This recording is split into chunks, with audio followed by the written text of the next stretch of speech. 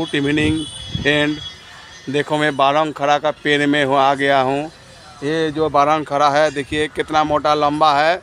इसको खाने से गैस गैस्ट्रिक कुछ नहीं बनता है, शुगर के लिए सही है। बहुत अच्छा चीज़ है। इसको आप लोग रोज़ काट के खाइएगा, अच्छा लगेगा। तो कमेंट करके बताइएगा ये वाला बारंग खड़ा खाया कि नहीं खाया, कमेंट से बताइएगा फ्रेंड। पूरा आदमी पेड़ आज देखने के लिए आया है। देखिए सारा पेड़ इधर हम लोग को देख रहा है। एक जंगल में घुस गया है, काफ़ी बड़ा जंगल है। ये बारंग खड़ा का पेड़ है। देखिए इसमें बहुत कुछ बीमारी चला जाता है। कमेंट में बताइए ये पेड़ को आप लोग देखा कि नहीं देखा, कमेंट करिएगा।